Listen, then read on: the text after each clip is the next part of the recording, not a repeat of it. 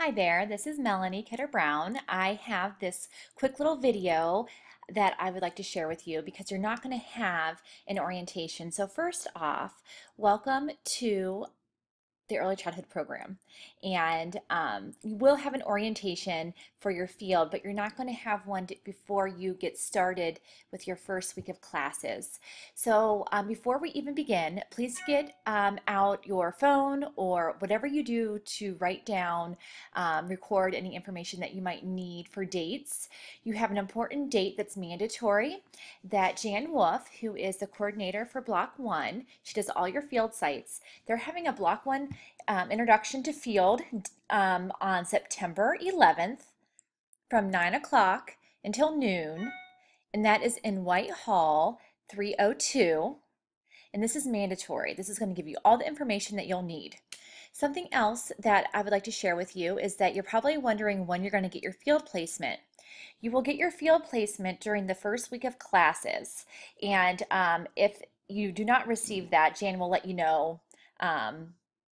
She'll be in contact with you. I think there's one learning center in Portage County that if you're placed there, you won't hear until September 11th. But just so you know, Jan will be in touch with you. So don't worry about that all summer. You will find out the first week of classes. So as we're going to go through the paperwork, this is the packet. You can, this will be sent to you, or if it hasn't already, and this is also something that was given to some of you during the essay and interview. So here is the program overview, and I just can't let you know, I guess, stress enough that how this is a professional program, and there is a purpose for all that we're doing from the very beginning of Block 1 all the way through Block 5. So there is a developmental sequence. There's field and course correlation in all of our blocks. You are viewed as a researcher as you're going to be going into thinking about things, having some deep discussions, thinking about your practice, reflecting on your own practice as you're out in the field. So that's really exciting. You have a lot of support from our faculty, and we are, as you know, we are our IB, International Baccalaureate, for the primary years. We are certified for that. And when you graduate, you will have an option. You will have all the coursework and you will be able to do this. It is a fee. I don't know exactly the cost. I think $200 for a certificate for that. Just so you're not unaware, you will not actually have that certificate when you graduate. You have to apply for it. So that's something else that you just want to know. Okay, let's move on here. Sorry, my dog needed to be let in. Here is the conceptual framework, and you'll talk about this during probably many of your block experiences, but just so you know, there it is. This is a learner profile. This is for the IB. This is what you will be learning about, and also what you'll be teaching your students if you would be teaching in an IB school. Necessary paperwork. This is important. Okay. So we're going to get through that. This is just Block 1, what you'll be doing. Block 2, your courses. Block 3, this is when you get into more the elementary. In the field will be elementary. And then Block 4 is very content. And as you can see, who am I in relation to curriculum, instruction, and assessment. So all the background that you have on early childhood development comes into play. Also, you're going to be gaining some content information. And Block 5 is your final full-time student teaching in an elementary classroom, which is very exciting. And you will have a seminar class with that meets not every week, I think every other week at this time. Okay, so we know about social media that anything that you post online is just consider it being seen by anybody and everybody, and it can never be deleted. So be cautious of that. Look at your past pictures, maybe delete some of those. Parents, you're going to be working in preschool children.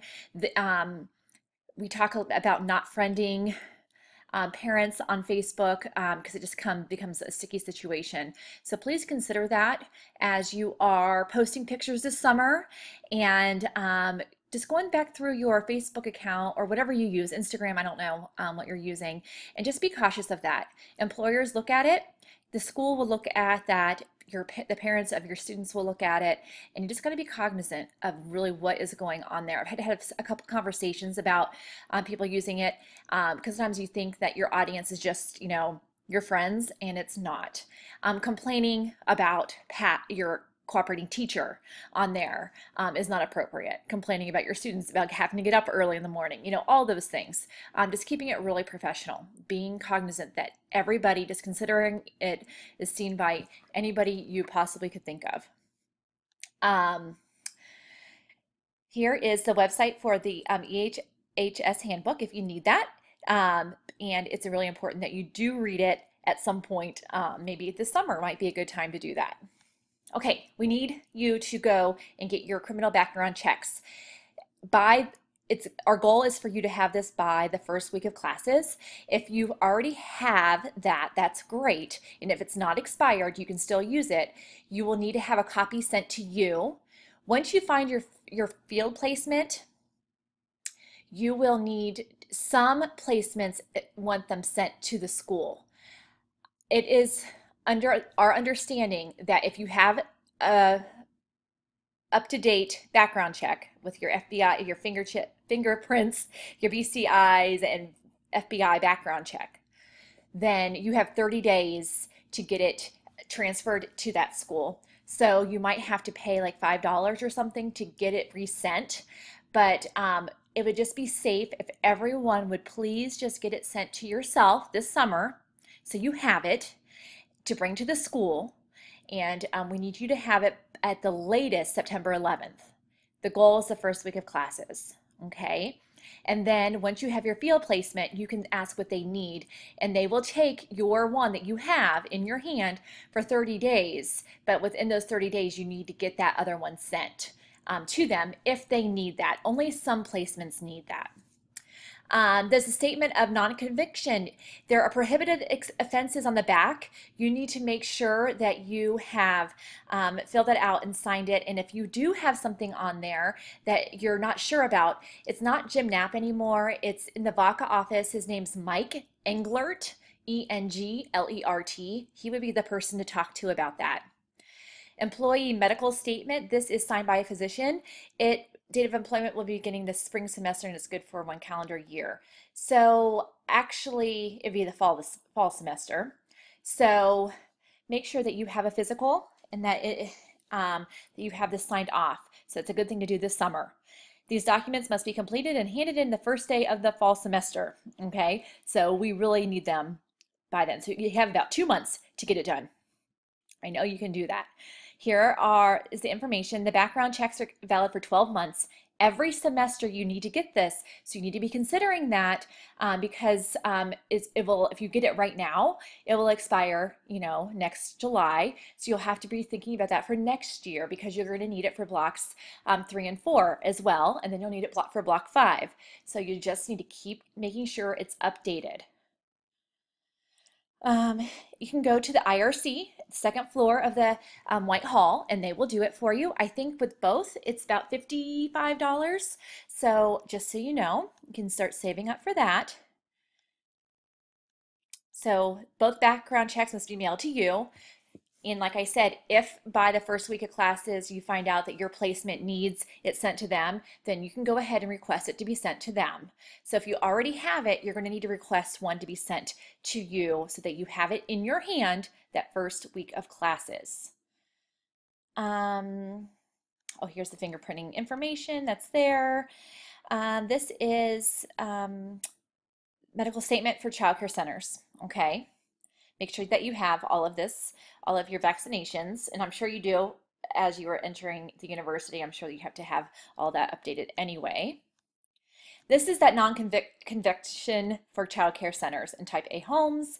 You have to make sure that you don't have any of these prohibitive offenses. If you do, then you need to contact the VACA office on the 3rd floor in White Hall, and I'm sure you can find their information on the Kent State website. So that's that. Here's a fact sheet and just little tips about how to have a really good communication. Okay, registration for classes, that's probably what you're dying to know. As you can see, Block 1 requires a 9-hour, 14-week field experience, Tuesday, Wednesday, and Thursdays from 9 to 12. So make sure that you have time in your schedule for that. And then you have courses that will meet on the other days or in the afternoons of some of those. You will notice these are not all, these are section 1 and section 2. Same course right here, see, same course. But you need to register for whatever is open at this point because you're a summer admit. So some people have already registered. We do not change the course section. You cannot change your course section unless there's a university policy reason why. For example, you're a Kent State athlete and you have practices during that time. But for childcare or for driving purposes, commuting, we really can't change that because it really does cause a problem for everyone. So then once one person changes, everyone wants to change. So we do have a policy now that you cannot change your section based on those types of things. Unfortunately, I'm so sorry, but it's just what we had to do because it was getting very crazy with everyone wanting to switch.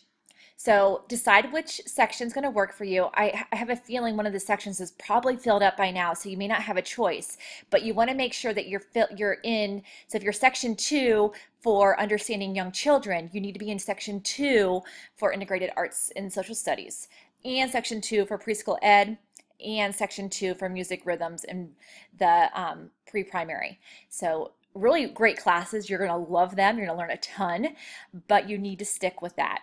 Then in block 2, you don't have to stay in section 2 for block 2.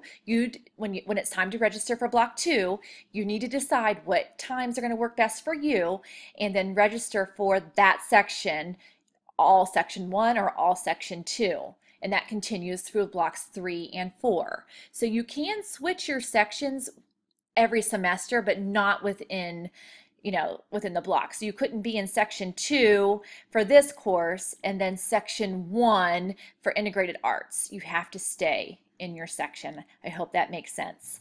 So once you have this information, you have to try to register. So don't register today, register the next day because we have to open up the courses.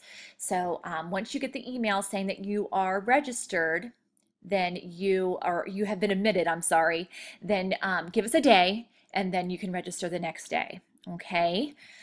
All right. I think that is all for now. If you have any questions, please don't hesitate to call me or my number is on all my emails or email me. I'd be more than happy to help you with anything. So yeah, I think that's about it. Congratulations, and we look forward to working with you.